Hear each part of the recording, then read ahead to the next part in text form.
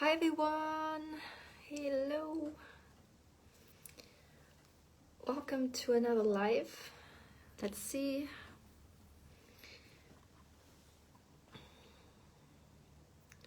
Okay, I'm gonna wait a little bit. I hope you can hear me. Let's see if someone is gonna jump on and be there in the comments.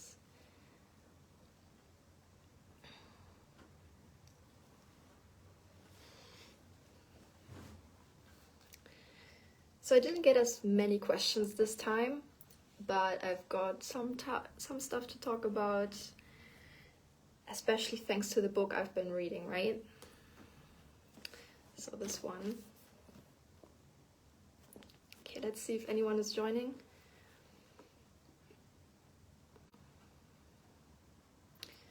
I often wait like a couple of minutes in the beginning. So if you are watching this as a recording, you might want to skip ahead. So let's wait a little bit.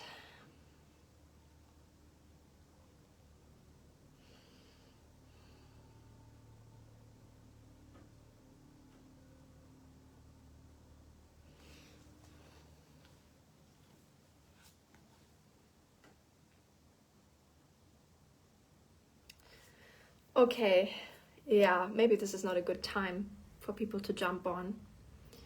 Alright, let me just start with the topic then. So before I go into the first question, I'm just gonna say, like I told you already, I've been finally starting to read Carl Jung's Psychologische Typen in the German original. And the thing is, I have read articles, obviously, about the Jungian concepts in English online, and I've read also some type-specific descriptions from Jung before. So this is not entirely new to me, but I still wanted to basically read it in German, and I wanted to read the whole chapters around personality type. The thing is, I have to admit, I jumped straight to the personality aspect because a lot of the book actually goes more into the background of kind of, mostly Jung's thoughts about how it relates to possibly, prehistoric times. Not necessarily prehistoric, but more like Greek philosophy and things like that, which it's okay for me, but I feel like it's kind of beside the point a little bit. So I would read that once I've basically read the most important parts. I'm not going to claim that I'm going to read the whole book, and I'm not claiming that that's the only way to understand this book. I just started right off with going to, what is it called? Right to the descriptions of type. And he doesn't actually go into type description first. At the beginning, he actually goes more into just the general concepts of extroversion and introversion, which I found quite refreshing and actually a bit surprising in a way, because I'm still surprised that people still misunderstand what extroversion and introversion is supposed to be. And I'm not necessarily talking of people who are like really good with typology and things like that. I'm really talking about just the average person who knows about introversion, extroversion, right? Like our common sense or our common understanding of what introversion, extroversion is. And this book actually goes so much into detail what it is. I'm still surprised that people picked out those concepts and made them kind of too broad and not accurate enough. Even though there's like this book, and this book has existed since I think 1930 something, like since the 1930s. So no, even earlier, 1921, this book first appeared. So like 100 years ago. And it's been 100 years, and we still, the average person still thinks that in order to be an extrovert, you have to be sociable, and that's it. And that's just so far away from what actually Jung describes as extroversion.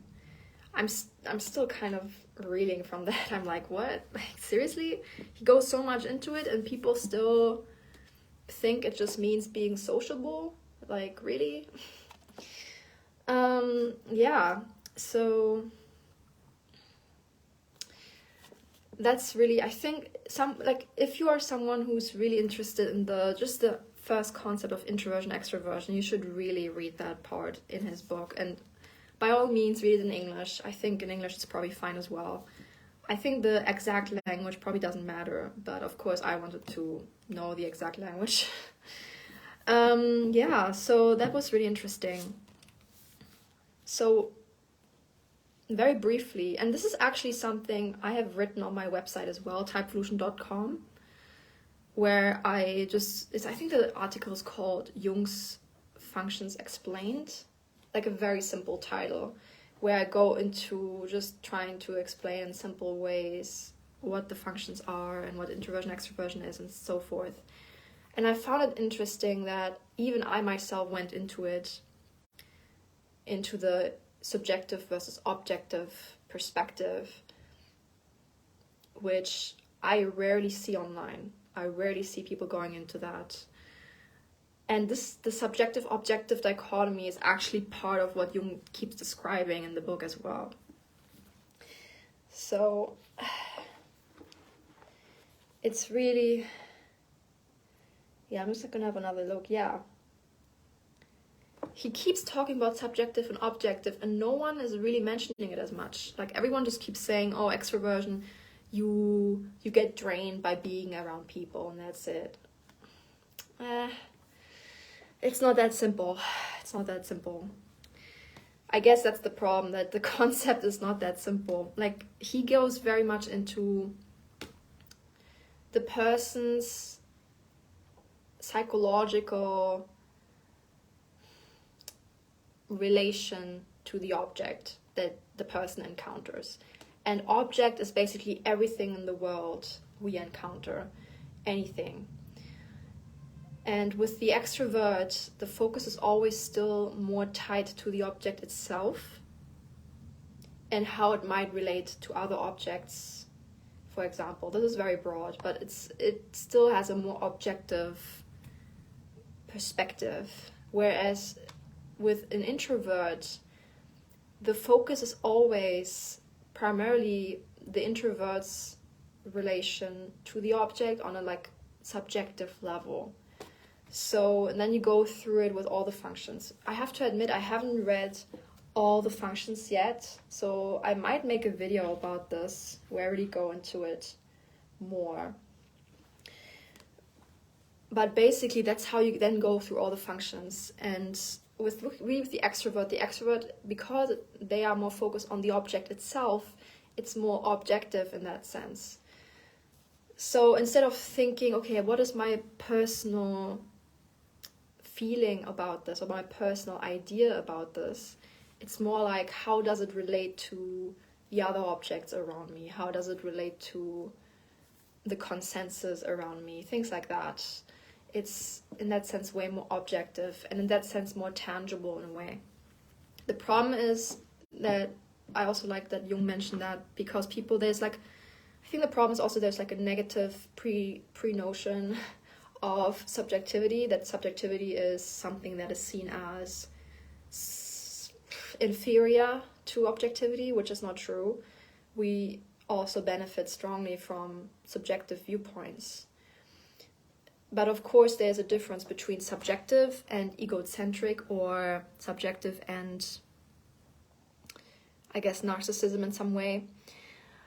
So the thing is, with the subjectivity, when the introvert becomes too unhealthy, they lose all relation to objectivity and they become way too subjective, and it all just becomes about how how their own viewpoint is and nothing else matters, that's when they are unhealthy. And with the extrovert, when they are unhealthy, it can be the opposite, where they totally lose their own personal stance on it. They totally kind of get lost in the object. That's kind of how Jung describes it. Yeah, so they basically totally lose their own relation to it. So it's like with, I think he mentioned that with extrovert thinking, where when it's kind of imbalanced and doesn't have enough of the introverted perspective and it's just extroversion, with the extrovert thinking first person just gets lost in the facts and would just collect all the factual data and things like that, but then lose any kind of ability to actually think for him or herself. Like they're just collecting all the data and that's just it. I think this is actually still not as common with extroverts, I have to say, but it's something that can happen, where the person just gets totally lost in the thing itself. Also with extroverted feeling, that was interesting how the person can just get lost in the feelings and moods and emotions and ethical standards around them. They just get lost in their moods, and it's interesting how then they can really lose the connection to how they really feel or who they really are, and they're just lost in all the emotions. Oh, hey, hi, someone is watching. I was just kind of going a little bit into the Jungian Introversion Extroversion stuff, also since I've been reading this book, which I haven't finished the personality part yet with the types and everything, so I might still have to make a video or live about that at another point. But yeah, so it's just really interesting. So I'm glad I'm reading this book now, because it just underlines really the difference between objectivity, subjectivity, and personally I also call it abstract and more tangible, because that's just, subjectivity is just more abstract and objectivity tends to be more tangible or more, less abstract basically. But yeah, I would like you to read that on my blog. I think that's better. I go more into depth there. Okay, so when it comes to all this, right, I think this is also why I like knowing about the Enneagram and the instincts, because once you know that there is this concept of social instinct, right, then it's really easy, well, not really easy, but it's much easier to see the difference between extroversion and social instinct. Most people conflate the social instinct for extroversion. So this is why we have all these stereotypes of, if you like being social, if you like being part of society, if you like having friends and things like that, it must mean you're an extrovert. But it just usually just means you have a social instinct first or second, and you can be an introvert. Also, there are extroverts who kind of feel drained, let's say in quotation marks, by social stuff, and they think they feel drained, but what they actually feel is disinterest. They feel disinterested and they feel bored because of that, and they feel that this drains them. But that's not the same as introversion. I still think there is still some truth to that introverts have lower energy levels, for sure, on average, especially if they are intuitive. They have lower energy levels, but all introverts do in comparison to extroverts. And it can be a physical energy, it can also be mental energy that is lower. So that definitely plays a role. And introverts do get drained by too much external stimulation, whereas extroverts don't, generally.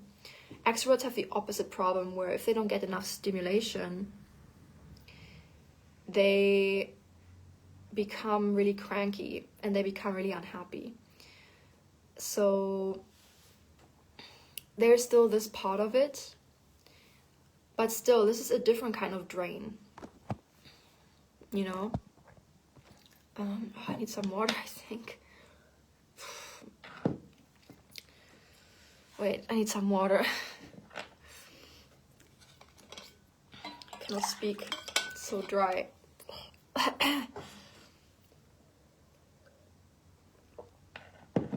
Okay, let's see. Okay, let's just go into the question then. So the question was, how does the concept of persona, the Jungian concepts of persona and the shadow, relate to personality type? So that's a really interesting question. So I'm just going off by what I kind of understand what the concepts mean of persona and shadow. I have to say there are lots of interpretations online of what those concepts mean. I still get the impression that a lot of people don't understand Jung. And I'm not going to say that I understand him better. I mean, I might even misunderstand him myself. So I'm just making this disclaimer that there's different interpretations out there, and this is just my interpretation of his concepts, okay? So the persona is basically what the person presents to the world, and it's usually made up of what the person thinks they should present to the outside world. And there's different reasons for that. It can be upbringing, it can be their environment, it can be their society. I think personally it can also be partially personality type related, and I will get into that as well. But yeah, basically the persona is what the person presents, right? It's like the image, right? So the person presents a certain kind of personality to the world. And on some level, everyone does this. On some level. And at the same time, there's a difference between persona and who the person really is. And I would say the ideal is that your persona is as closely a match to who you really are as possible. Or, I mean, ideally, you wouldn't even have a persona, but I think maybe that's even unrealistic, and maybe that's even harmful, because the thing is, in different social situations, for example, you might have to have a persona in order not to get persecuted or in order not to get harmed or something like that. So from that perspective, it can be good to have a persona just to be safe even. I mean, it really depends on the society you live in. If you live in a Western society that is quite accepting of different personas or different people really, then I think you can get much closer to having a persona that is who you really are, like who yourself is. But I think this can take like a lifetime, or it might never happen that it will match like exactly. Usually there's like a little bit of a mismatch simply because of your environment and your interaction with your environment. And the thing is, there's just so many different personality types out there and so many personalities that don't actually mesh that well together. So I think everyone sooner or later is going to be in a situation where they don't really fit in, right? And then you create this persona in order to fit in to some extent. I will go more into that, how it relates to personality type, because there are some personalities who have a persona where they don't fit in on purpose. So that's like a bit of a different subject, but yeah. So this is usually what the persona is. It usually is very much like a superego, okay? And the superego concept exists in Enneagram and also in Socionics. Socionics is also based on the 16 personality types, but it's like the Russian version, you could say. It's like a Russian personality type system. So, yeah, so that's like the persona. And the shadow,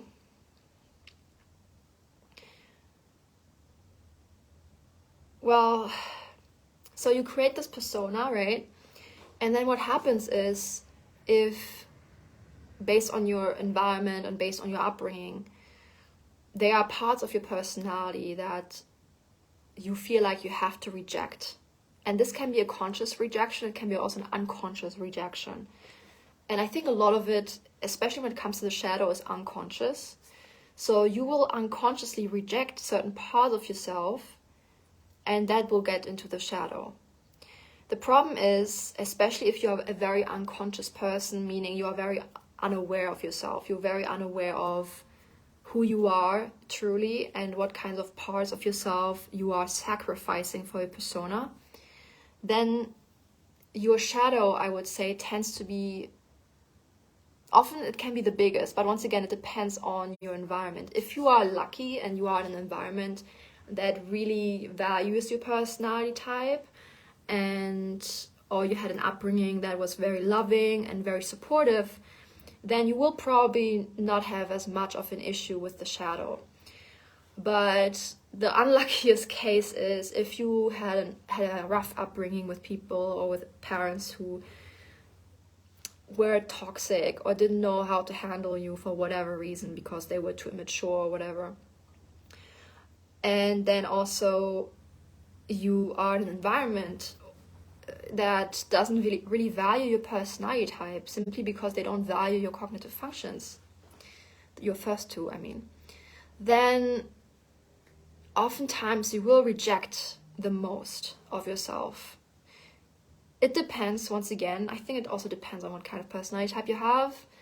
Like extroverts, especially ES types, I notice tend to reject the least because they are very strong-willed and very tough in a way because of the extrovert sensing. And maybe also extrovert thinking lead types, they also tend to be more resistant to that kind of stuff, and they tend to be more like, okay, this is just who I am and there you go, you know. I think especially introverts, and so especially introverts are more prone, I think, to having issues with the shadow, I would say, like with rejecting parts of themselves. But once again, it really depends. I have to say, there are also extroverts who are really caught up in their persona. So, and those are, in the Enneagram, I would say a lot of 3s are really caught up in their persona. I would say all image types in Enneagram are caught up in their persona. So that's like 2, 3, and 4 in their own ways. They are so obsessed with how they come across to other people or what their image is that they lose parts of themselves and they reject those parts and they end up in the shadow. The thing is, what the problem with the shadow is, when you reject aspects of yourself like that, what happens is those things, they are still there, right? Like you cannot really, you think when you are rejecting those aspects that they go away. But the truth is they actually just end up in your unconscious mind and they are like lurking in the background. And they will, I think was it Jung that said that or Freud? But there's like the saying that when you don't make the unconscious conscious, whatever happens to you, you will think it is fate. So what that means is basically your unconscious is driving you, okay? There are aspects of your personality that are driving you. And the more you are aware of those aspects, the more you are in control of what is driving you. The more you are unaware of it, or the more you are in denial, or the more you are rejecting of it, the more unconscious it becomes, and the more it gets like repressed, right, into the shadow. And shadow is dark, right? And that means that you lose sight of it. You lose sight of those desires, or you lose sight of those thoughts, or of those aspects of who you are. And when they are in the shadow and they are out of sight and out of mind, out of conscious mind, they will still have an impact on you, but you won't be able to control that impact, and you won't be aware of how that is even happening. Like you will act in ways that might surprise you, or you will act in ways that later you're going to be like, how did this even happen? And you don't, by the way, it's not like getting drunk. I mean, it is actually kind of like if you were drunk and then just doing random stuff. That's kind of what it's like if you are not aware of your unconscious mind and you're not aware of your shadow and you're just going through life doing whatever. So yeah, anyway, so how does it relate to type, right? I already made like a little bit of an example with type 3, 2, and 4 who are very image focused. Okay, so like I said, technically everyone has a persona and everyone has a shadow, right? So yeah, but how that relates to type specifically, So like I said, persona can also be superego. Superego and socionics are like the role function. And I made a video about this before where I talk about like the stress function. So I really like the concept of role function socionics because it describes really well how when we are stressed or when we are like in a superficial encounter, you know, like a superficial, like small talk environment, or we are not really feeling that comfortable in the environment and we just randomly, you know, try to find our footing somehow, we tend to go into the role function. And the role function is like a persona, basically. So the role function, it is a persona. And in socionics, it is the function that you are kind of weak at and you don't value it.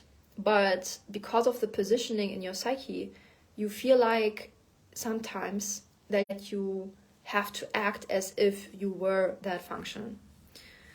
So I think actually a little example that we had here today was when I grabbed my water, and that was like my SI role. That because I was kind of feeling like, okay, well, no one is watching me right now. I'm kind of just talking to myself and just looking at myself. So I felt like a little bit uncomfortable, and then I was like, oh, okay, it's dry in my throat. I have to drink water, you know. So that was like an SI role moment. So those moments can happen in certain situations, but they're very short-lived usually, especially when the trigger or the stressor is gone. People then go back to their normal functioning, right?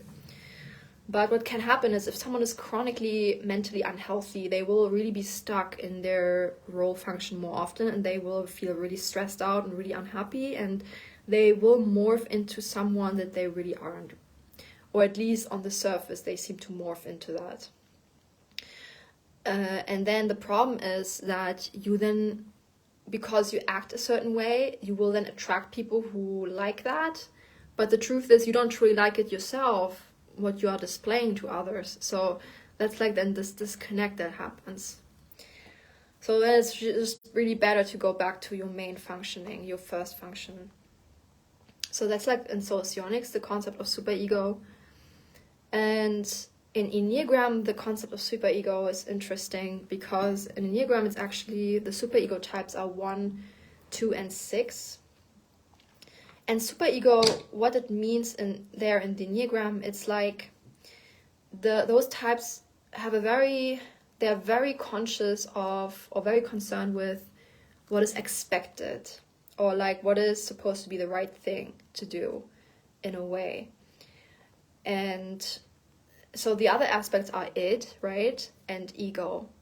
So id is like, it's hard to explain like the id energy. It's just pure will, okay? Like id is just like pure will, pure desire in a way.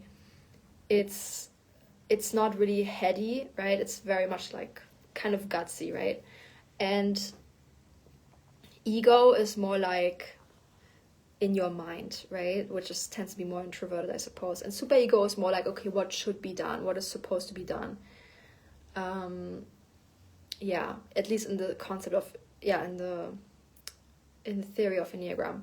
So superego types like 1, 2, 6, they, like I said, are really concerned with what they're supposed to do. And they can also have big issues with persona. With them, it is not as much, especially with 1 and 6, it is not as much about their image. Where, I mean, with 2, it's like really emphasized. Like with 2, it's image and it is superego. Like this is hardcore. So I think, 2s can repress a lot of parts of themselves in that sense because they constantly think about their image and they constantly tend to think about what they are supposed to do in the eyes of whatever.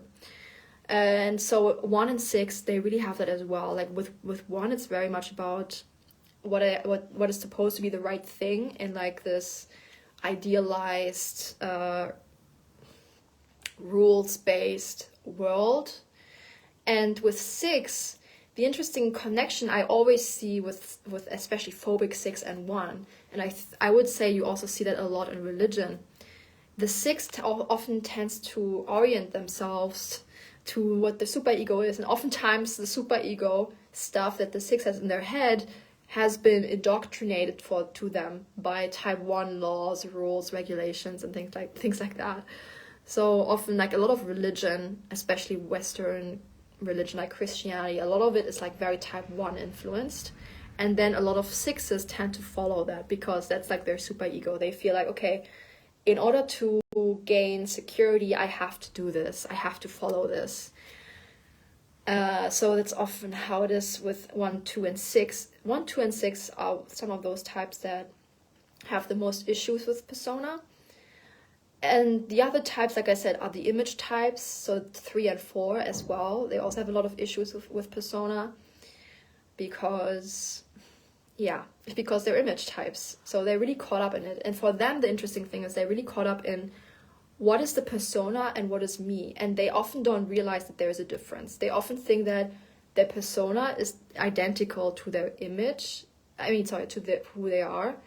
But especially when they're unhealthy or average, that is not the case at all.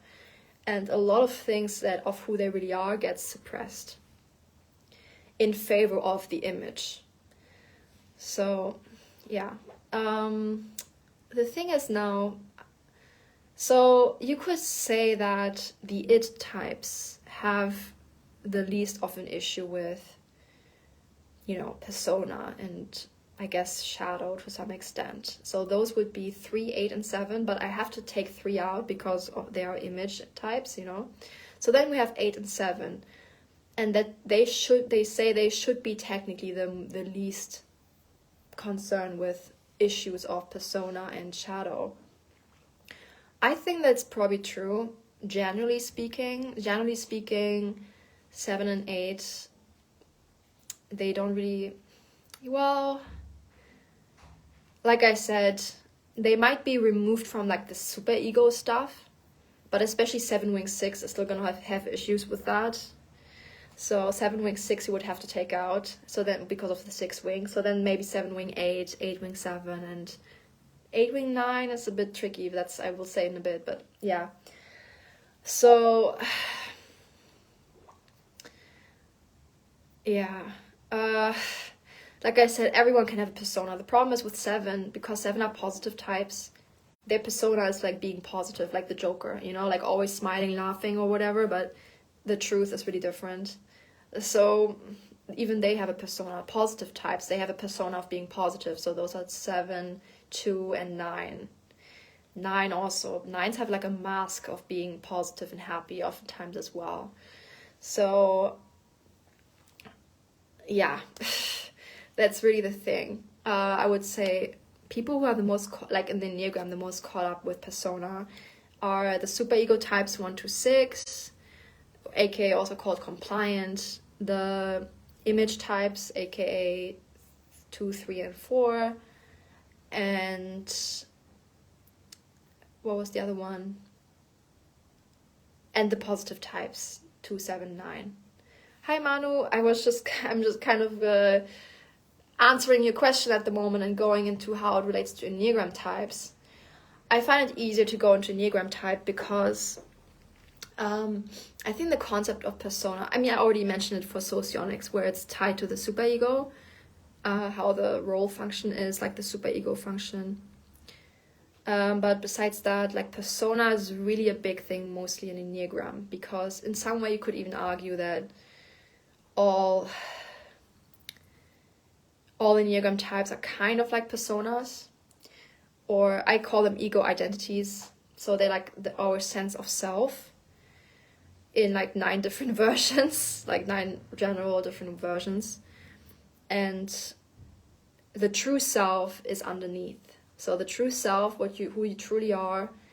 The funny thing is, it is both your persona in the case of Enneagram, it's both your Enneagram and your Jungian type, and what is beyond that or like underneath that. So everything else that is not encompassed by those 2 type systems. That's also why I personally find it a bit lame if people are like, oh, like if you want to get presents or gifts, okay, what's the best gift for INFJ or INTJ or whatever, right? And the thing is, those types, yes, they have certain similarities, and they might even have certain similar interests, but still they can have so many different interests, you know. Even if we go with the stereotypes, okay, like even if I go with like ISFP being like the artist stereotype, or like what I call the aesthete, right?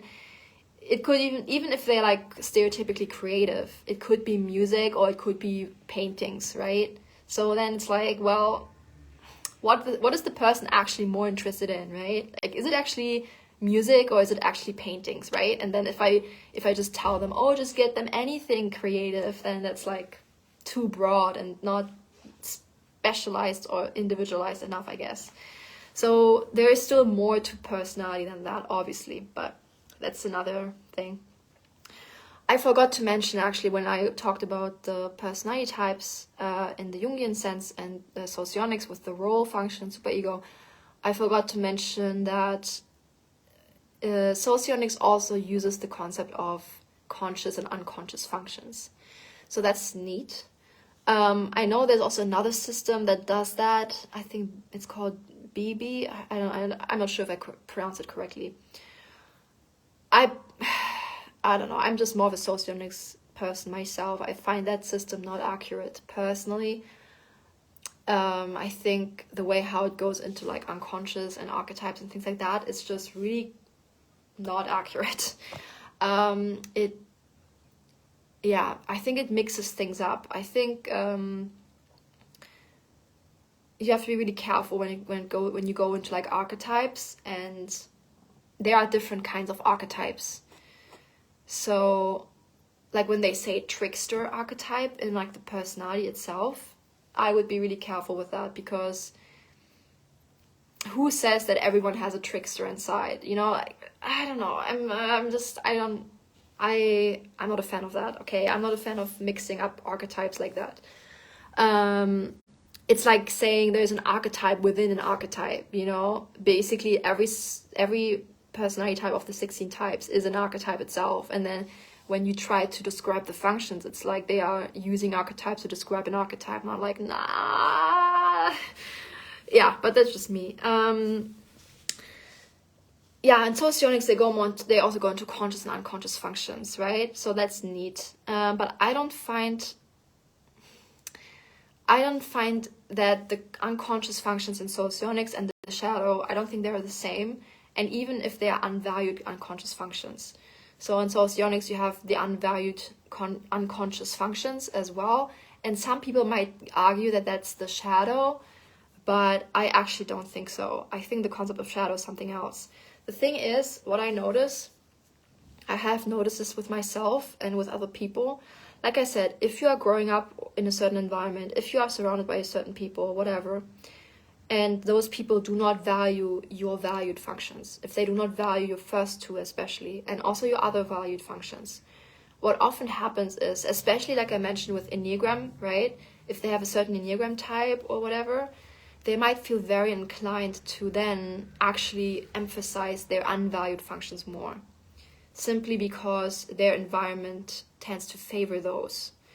So then what happens is that actually for some people, their conscious functions can become like a shadow in themselves, which is really weird. But even I have struggled with that myself a little bit, where you basically you can reject your first or second function because of your environment, because people don't seem to value it, and then you end up overemphasizing your other functions that are unvalued, and you will become really depressed and unhappy and not even realize what's going on, but you feel like people don't really value who you really are, right? And you don't even value who you are anymore because you've been stuck in those unvalued functions the whole time. Like you've basically been doing something that you don't value the whole time. So I see that a lot with certain kinds of people. I think a lot of 9s have that issue. 9s, some 6s. I would say especially introverts have that issue, and especially 9s, 6s. I think they often have that issue. So mostly introverted types, I would say. Yeah. also what's interesting is what also Jung mentioned in the book, how when the introvert is also kind of unhealthy and becoming too unconscious or one-sided, that they actually have this unconscious fear of the object. So they will become, and I have noticed it with myself actually, so they can become like scared of being too much influenced by the outside because they are so removed from the object. It's a really, I know it sounds weird, but yeah, so that's why I think introverts can have a bigger issue with the shadow, because they it's ironic, right? Because you would think that mostly extroverted types would be focused on the external, and then they would create more of a persona, and then they would have more of a shadow or something like that. And that can happen sometimes. But even with introverts, it can happen simply because they are have like this weak connection to the external. So then they fear that they are more influenced by it than they really could be or can control or something like that. Yeah, okay, I'm kind of rambling at this point, but yeah, so I think that's how it goes. So this is why it's really good. I mean, the problem is, of course, many people are never really sure what their true type is, right? I mean, like I said, I offer typing services, and let me know if you guys are interested. I'm even thinking about creating like a video course or something, or a workshop where I teach people how to type. Because I think at the end of the day, you will trust your own typing the most. And the thing is also, you do need, if you actually want to use personality type theory, you do have to know how to type other people, because otherwise it can be a bit useless, like, yeah. So I'm thinking about maybe creating a workshop, a course around that, how to type, so then you can also identify the kinds of personality types that are good match to yours. Because then it's much easier to be who you are and to not have a big disconnect between persona and yourself. And then you don't have your valued functions in your shadow, and then you can just be much happier. And the ideal really is that your shadow is as small as possible, meaning that you are who you are as much as possible. And that way also, the more is in the light, the more you see it and the more you can actually deal with it, right? The more is in the dark and you don't know about it and you're suppressing it, the harder it is to grasp it, the harder it is to deal with it. So that's why it's really best to be as much of your personality type and who you are, like not just your personality type, but also who you are, as you can, so you can actually have control over it, and then you can also make much better decisions. So yeah. Okay. I think I rambled a lot in this live. Okay, and I know a lot of this, the problem is a lot of this knowledge, like a lot of these concepts only make more sense if you know the personality type theory in more depth. I know that for a lot of people, like if I talk about superego types and if I talk about, role function and unconscious, whatever, that a lot of people don't really know what I'm talking about. So in really easy terms, at the end of the day, whenever you notice that you are putting on an act, okay, whenever you feel like you are acting, quote, putting on an act, or whenever you feel like you are modifying who you are in a certain way to appease people or to come across as a certain kind of person, that's when you're usually operating from persona. And that's usually when you're operating from either weaker functions, or also especially it can be unvalued functions as well, but it can also even be valued functions.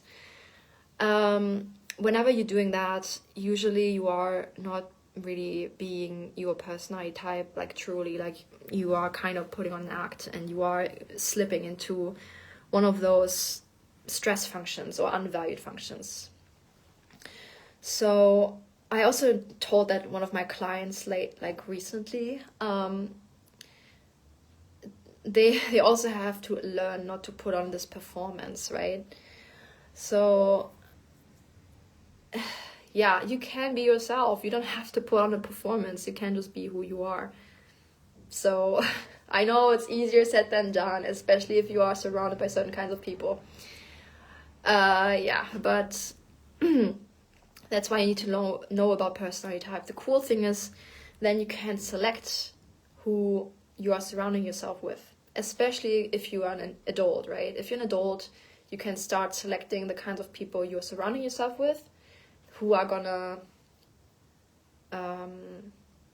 boost your sense of self, actually, or your personality expression, and or even if you are then surrounded by people who are not entirely suitable to your functions, at least you are aware. At least you know, okay, I know that there's like this disconnect, or I know that we are not really the same in terms of functions, or we don't value the same functions, and so forth, but I'm aware of it. So, and then whenever you do act up or like modify yourself to appease or whatever, at least you are aware of what you're doing, and at least you are in control.